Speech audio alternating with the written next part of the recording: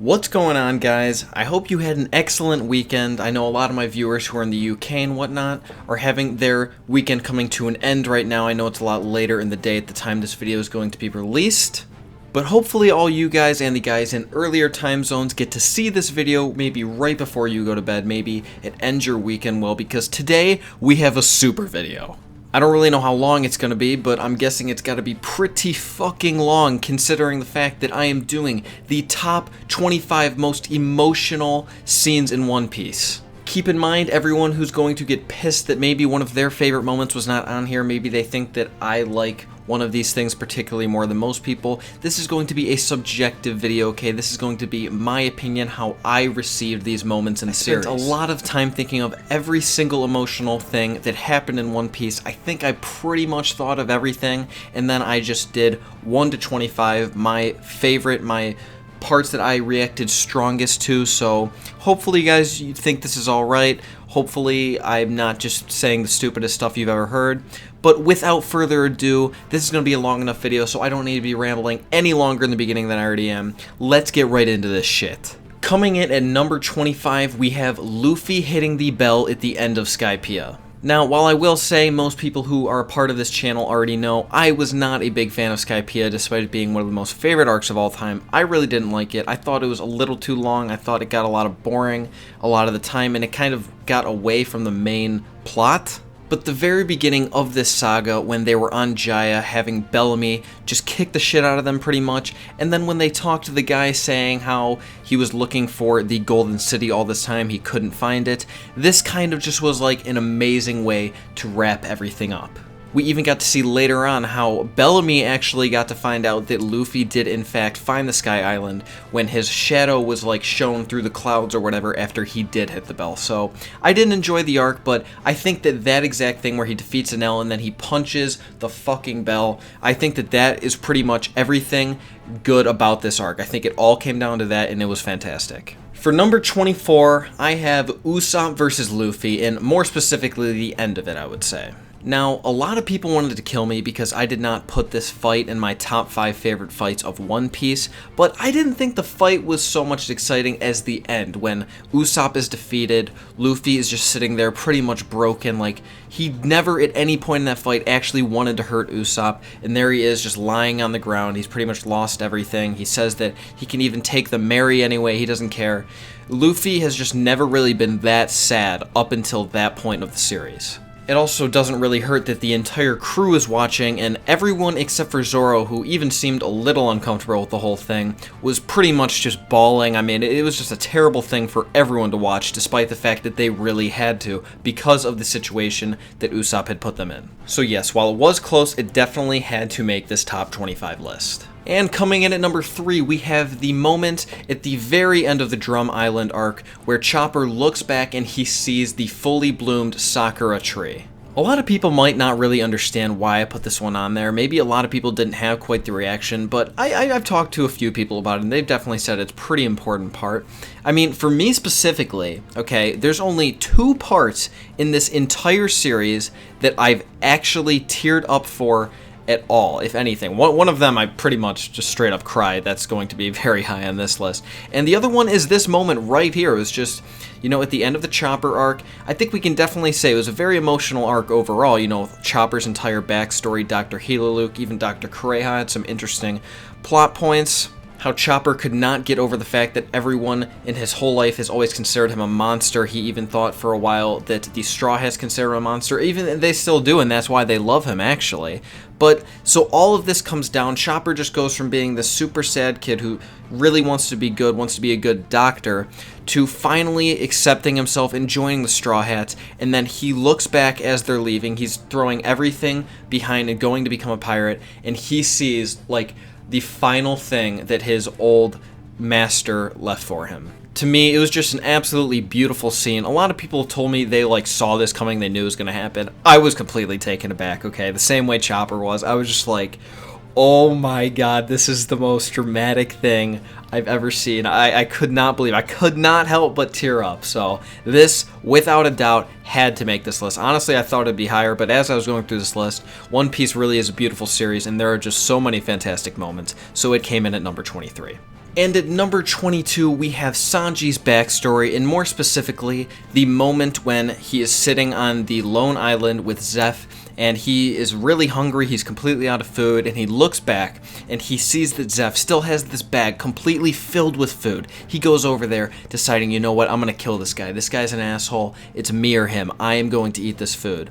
And then he finds out that Zeph never had any food in the first place, okay? He just had a giant bag filled with treasure. He gave all of the very little food that they had to Sanji. If I'm correct, I think this is really the first big moment, like really emotional moment that we had in the series. The first one, I think. It's like episode between 20 and 25-ish, I believe, so it's very early on.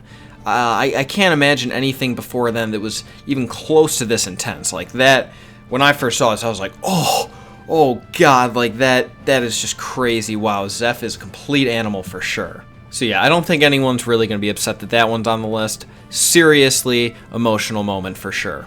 And at number 21, we have Dofi's Awakening. And no, I'm not talking about the first time we saw him use his Devil Fruit Awakening. I'm talking the first time that he awakened his Conqueror's Haki. I think everyone was pretty blown away about how that happened. It was intense. This was pretty much after we got all of his backstory, the vast majority of it. We saw how he went from being a god to just below a regular human, really. He was eating out of trash piles. He was treated like complete scum. It was just a terrible thing to see. It wasn't really a question at all, how could he turn out like this? It makes perfect sense when you see his backstory. He was treated like complete garbage. And when the regular humans of the world take his little brother, take his father, take him, and they hang them up against a wall, start shooting flaming arrows at them, they're trying to actually kill them in the most inhumane way possible. He unlocks his Conqueror's Haki and knocks out everyone around him. He shows that he really is a true king. With Dofi being my favorite character of all time, I can assure you that this is one of my most favorite moments, including Dofi, for sure. And at number 20, we have, and I hope no one kills me for this one, Bon Clay's death, or Bon Clay's sacrifice, whatever you want to call it. I like to think that he's dead, but I mean, it doesn't really change it as much as a lot of other people's would. Regardless, though, when he sacrificed himself for the sake of Luffy, for the sake of everyone that escaped from Impel Down, that was just so crazy. He had it set up so Luffy wouldn't know until it was already too late. Luffy, you know how it is. If there was any chance that he could have gone back and saved Bon Clay, he would have thrown everything away to go save him. But Bon Clay made sure that there was no hope for that. He made it so Luffy could not go back for him because he knew that Luffy would. And that's what made it so legendary. He knew there was no hope for him. He was completely dead if he did what he did, and you know what, he did it anyway because he's an animal. When I first saw this character, let me tell you, I was so disappointed. I'm like, oh my god, this guy is Mr. 2, like this guy is supposed to be super powerful, are you serious? And throughout that arc, even honestly, he was pretty good. He got better and better every time he was on screen, and then in Impel Down, he just became amazing, especially in his final moments when he became a god, if you ask me. So yeah, I know a lot of people might not agree with me that this should be on the list. A lot of people didn't like Bon Clay, but you know what? Rewatch all of Impel Down, and this is easily the most exciting part of the entire arc. And coming in at number 19, the most recent one on this list, the speech that Luffy gave to Sanji after the Luffy vs. Sanji fight, if that's even what you want to call it. I will say that I don't know how this was really received by the audience, since I only read the manga version, so you know, when I saw the anime version, I don't get me wrong, I do enjoy it. I like what they did. I see what they were going for, but it's not anything close to how I was expecting it to be. When I first read it, I thought it was a lot more intense. There wasn't like the sad music or anything, which, like I said, I don't think is bad in the anime, but if you just read it without any music or anything, I think it would have been interpreted a lot differently. Kind of a lot better. I thought it was really good. So if you're an anime-only watcher or whatever, or you've only seen it in the anime version, and you're like, why is this on the list? This isn't that good of something. I'm telling you, if you're a manga reader, you probably know what I'm talking about. This moment was absolutely amazing. I mean, it really took me by surprise. After Luffy was knocked out, he just says, you know what, fuck you, Sanji. I am not moving from this spot until you feed me yourself. It's kind of similar to what he did with Robin, of course, but in the Robin situation, she's like a girl, you know, princess that needs to be rescued, where Luffy's like, you know what, no, Sanji, okay, you're a fucking man, you're gonna come and save me, alright? I am going to force you to do this, I'm not gonna let you act like a little girl. And I think that really was the perfect thing for Luffy to do. I think it would have been lame if he was like, you know what, I'm gonna come get you, you can't stop me. No, this was the perfect way of doing it. He put the ball in Sanji's court, because he is a fucking man as well. So I really enjoyed this part. I think all the manga readers definitely would agree, and maybe the anime watchers did too. I don't know. So coming in at number 18, we have what I call the in order to surpass you moment. If you don't know what I mean, I'm talking about when Zoro told Mihawk, when Mihawk was questioning him, like, why are you going so far? You used to be this guy who I thought had a lot of potential. You would never you'd never put your head down in front of any man. He really lost respect for Zoro for a second, and then Zoro looks at him and he's just like, in order to surpass you. And Mihawk realizes, holy shit, this is actually a whole new level of conviction, even higher than what I saw before in him. He has now put his own ambition second to Luffy's, which is really amazing considering how Mihawk originally saw Zoro as just, he has one ambition, and while he doesn't mind helping people along the way, there was nothing that was going to stop that. And while Mihawk was also able to respect Luffy, he can understand, like, wow, Zoro really does like this guy. He might even be able to become stronger than I expected because of this now. This is just one of the many moments of Zoro's complete dedication to Luffy as a captain. I'd say maybe it's the weakest of them. Well, actually, no, I'd say there's other moments that didn't even make the list, but it's the weakest one on this list. There's going to be more Zoro moments, so buckle up, kids. I bet a lot of people are going to be disappointed with my number 17 here because they're going to be saying this should be a lot higher in the list, but I don't think it's the craziest thing we've ever seen. It's obviously amazing, it's number 17, but I don't think it's insane. Shanks stops the war, okay? It's a very good moment. It was amazing to see, you know. But, I mean, really, if anything, don't you think, like, the Kobe speech was better? Like, that's kind of what led up to the whole thing. It's great that Kobe gets to give that speech and then Shanks stops Akainu from killing him. That's awesome. But really, I think, you know, a lot of that credit has to go to Kobe, too. I think that did really hype up the whole Shanks stopping the war thing. Of course, there's more to it than him just stopping Akainu. He comes in there, he's like, well, if you guys are going to keep fighting, then we're here so you can fight us too. Of course there's more to it, and that's why Kobe's on this list and Shanks is. But I think it's an amazing moment. It's awesome how he's able to stop Akainu. He completely flexes his entire crew on Marineford, and they're instantly just like, holy shit, alright, we're done here. Retreat, men. Great moment. I think it easily makes this list. I don't think too many people will disagree with me. And yeah. And at number 16, kind of the opposite situation of number 17. I think a lot of people completely forget about this, but I rewatch it all the time. It's a really cool part. When the Mary returns after everyone thinks it's dead and they're just completely screwed in Water 7, and Mary comes and saves them. It's really an amazing part. I mean, that's like the last thing you think it's going to happen, really. Like, I mean, seriously, who in the world predicted this happening? I mean, I sure didn't. Maybe I'm just stupid. I don't know. But I definitely would never expected anything like this.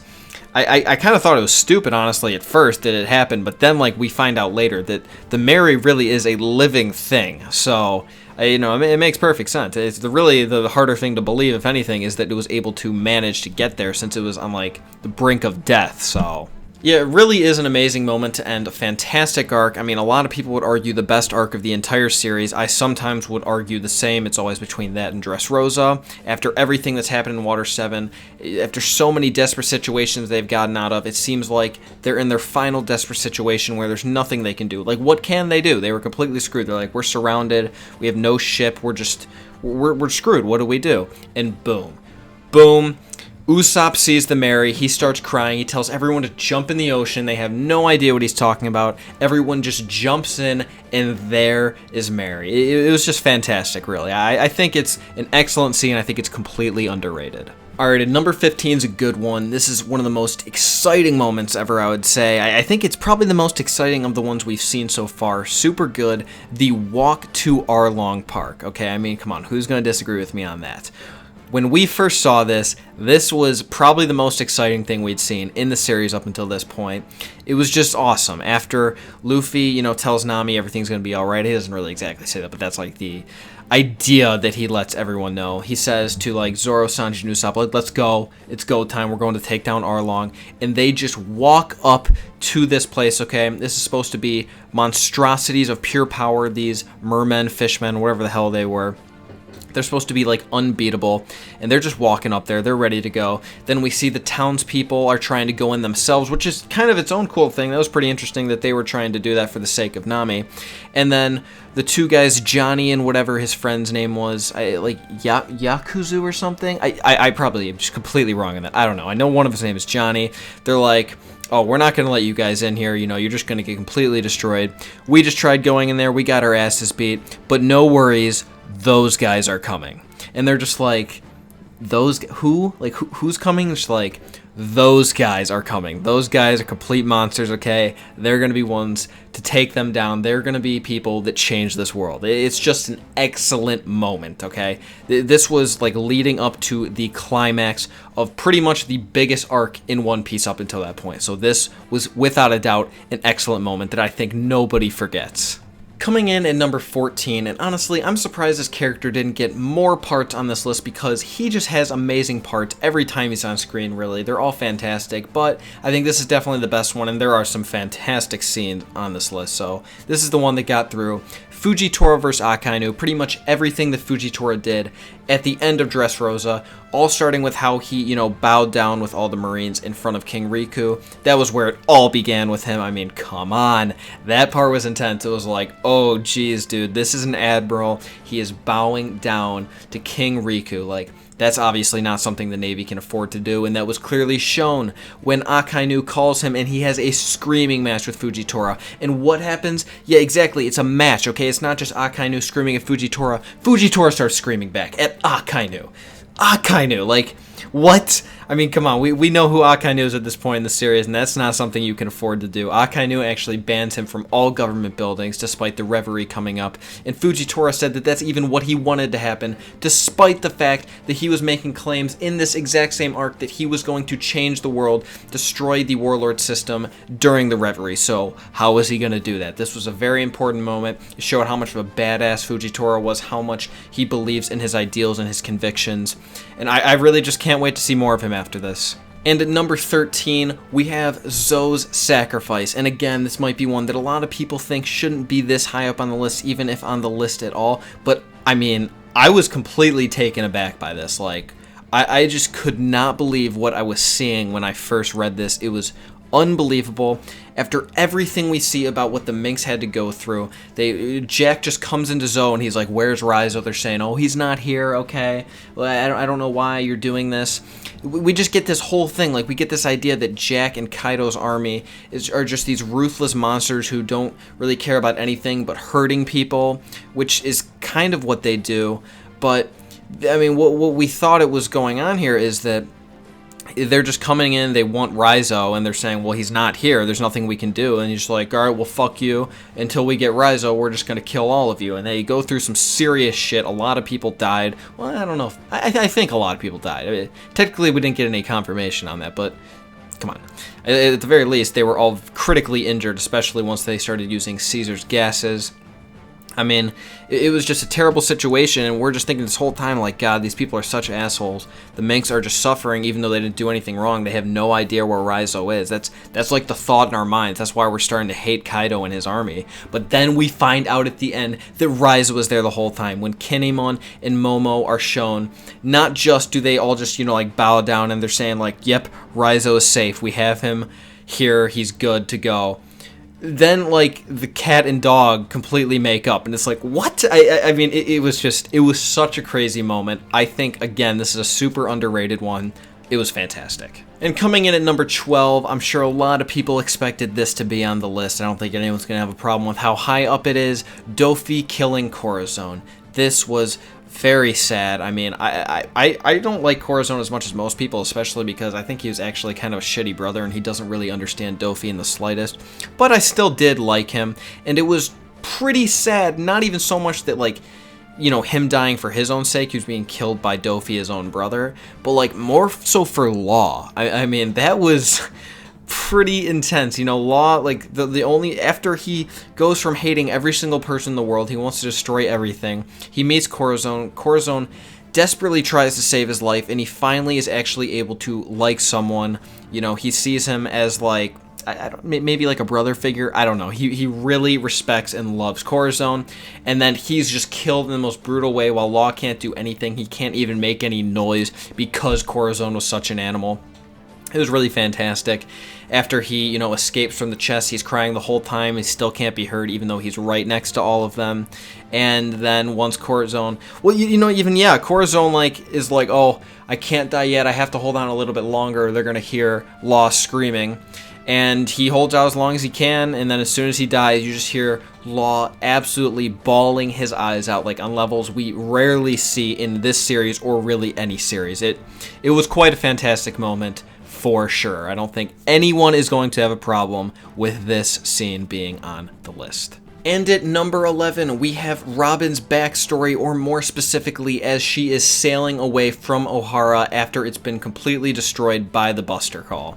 I like Robin a lot. She's actually one of my favorite characters, probably top 10, maybe top 15. I don't know exactly. I'm not going to do the math on that right now, but she's one of my favorite characters, my second favorite female character, and I think she has probably the saddest backstory in the entire series. And that's how it all comes to an end, after everyone on her island was pretty much for no reason just completely murdered in a brutal way. It was just absolutely terrible. Even Saul, who was supposed to be like a marine or whatever, was frozen by Aokiji right in front of her eyes. It was absolutely terrible. And then this same guy, Aokiji, actually sends her away on this boat, and all she is doing is just crying the whole time, trying to replicate his laugh that he taught her, I'm sorry. And it was just terrible. She's just sitting there trying to do a little laugh in the boat while crying. Just, you look back and Ohara's completely in flames. Everyone she'd ever really been friends with at all, anyone she'd ever known up until this point, is dead. Like, it was just insane levels of brutality, and she tried making the best of the situation by trying to do his laugh, and it was just rough to watch for sure. Alright, here we are. We are at the top 10. Here we go. At number 10, we have Brook's crew dying. This was, without a doubt, one of the saddest moments of the entire series. Everyone on Brook's crew is completely, they know they're gonna die, that there's no stopping it. Even Brook's gonna die as well, but of course he has the revive fruit, and no one even really knows if that's gonna work. They're just like, oh, well, maybe it will. I guess you'll find out. They all know they're going to die, but they are complete men, so they decide that they're going to do what they're best at. They're going to sing their favorite song as they all die. They're singing this song, dying off one by one with smiles on their faces.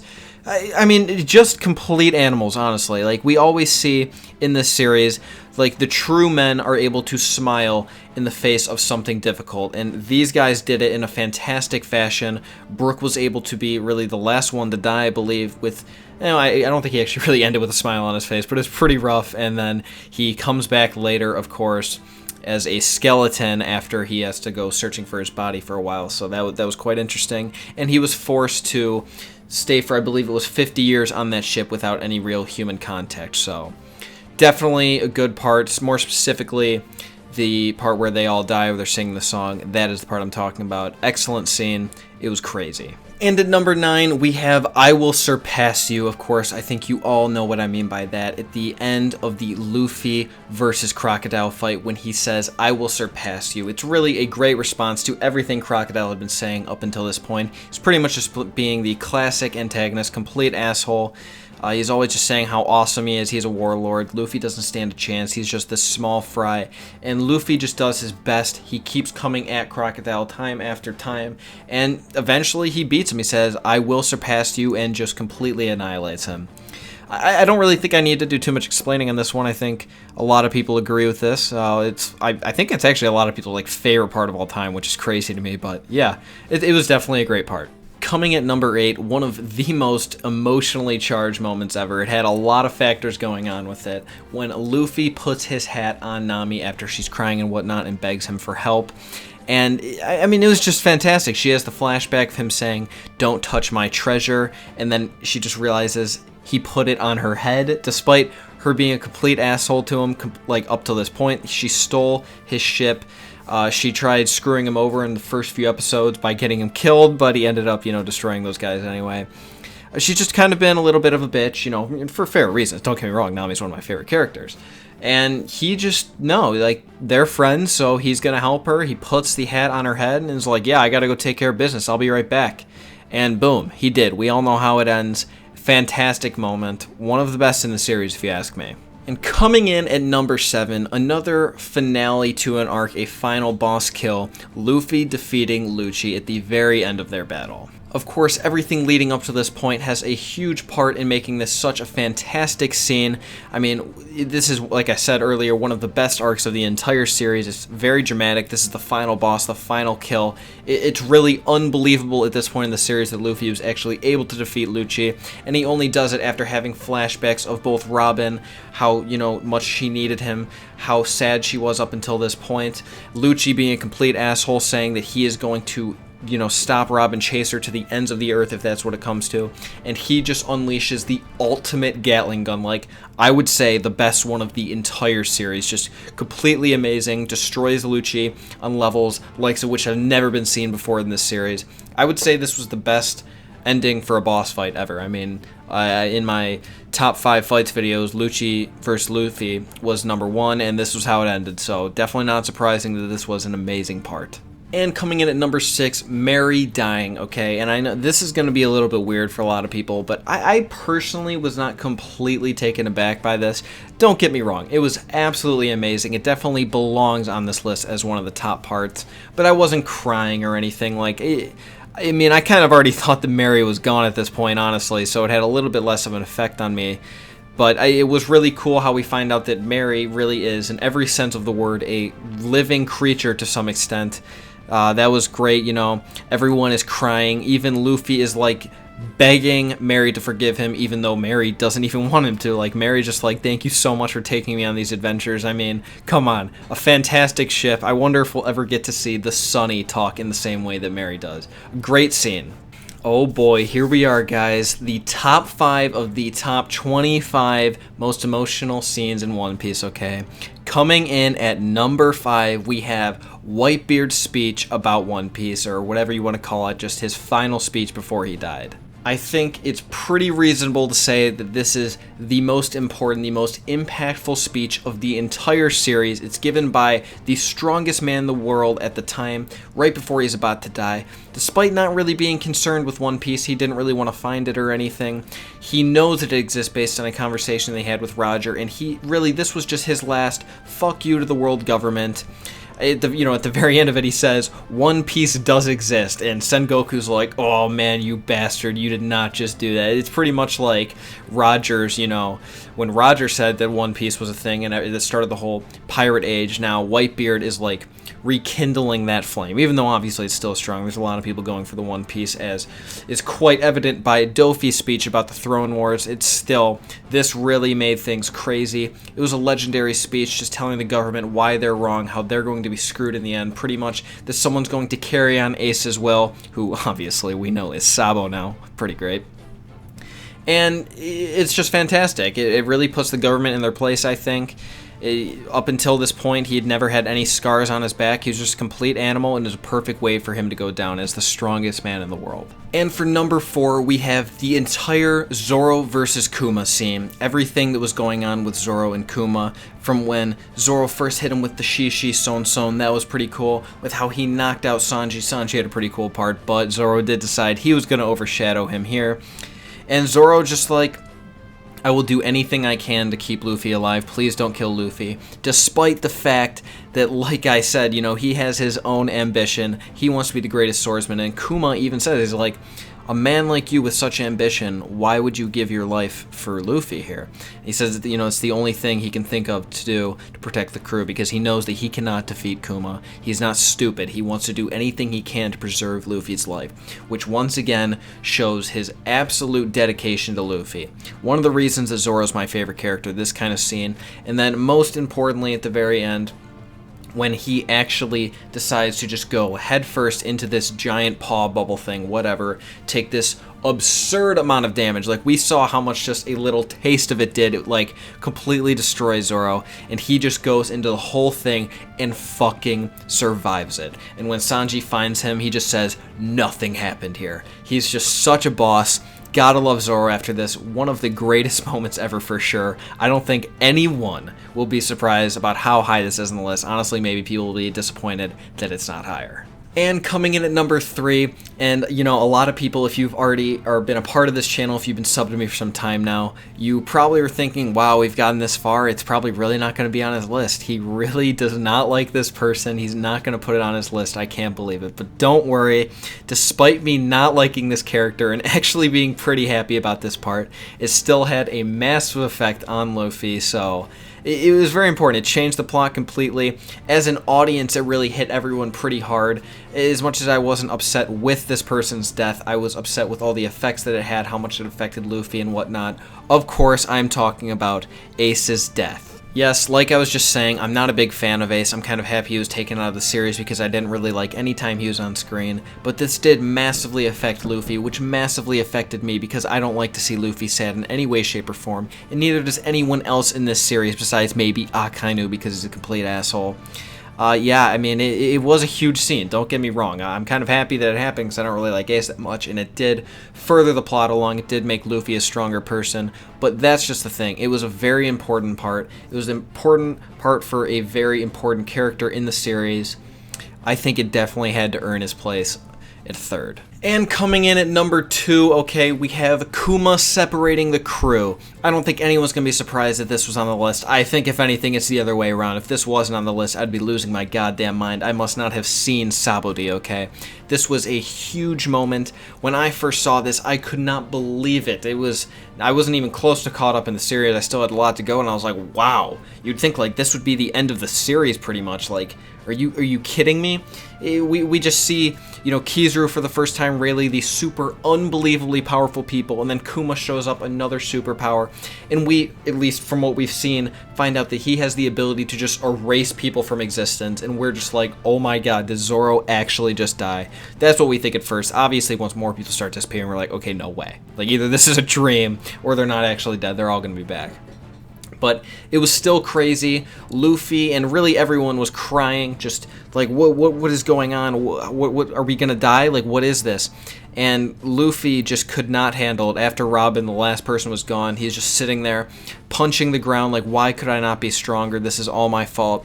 It was just so sad to watch, you know, the same way that Ace's death was sad to watch for that reason, because Luffy is absolutely distraught. I could not help but feel bad for him. I was pretty scared, honestly, as to what happened to the rest of the crew. I knew Zoro was in no condition to be getting thrown across the world for 3 days or however long it is, so it was pretty disturbing to say the least.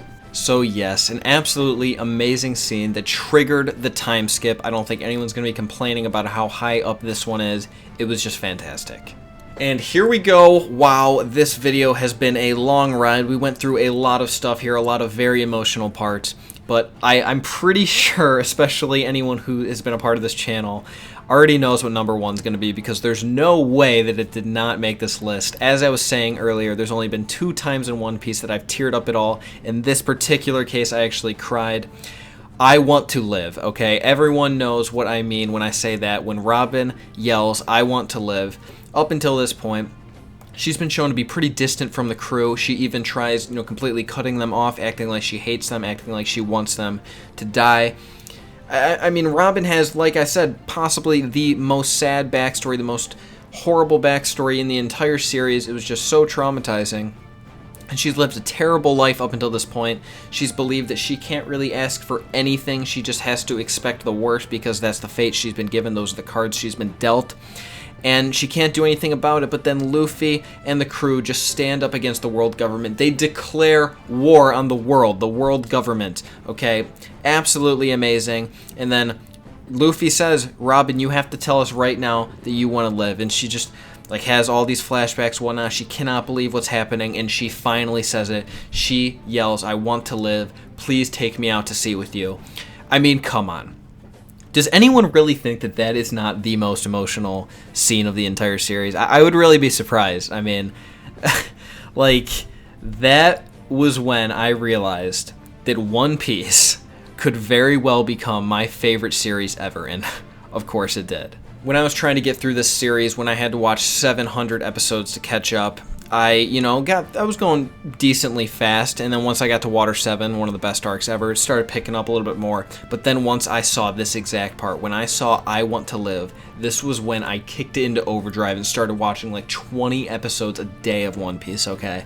It was just after that, I just wanted to see the part where Luffy finally saves Robin so much, because she was one of my favorite characters at this point. I was just so happy to see her really coming out of her shell, just crying, completely bawling in front of everybody, in a position where she just doesn't really belong. Like, she doesn't really fit as the like locked up princess kind of sort, but it somehow made perfect sense here. It was absolutely perfect, without a doubt, no question in my mind, the most emotional and my favorite scene of the entire series.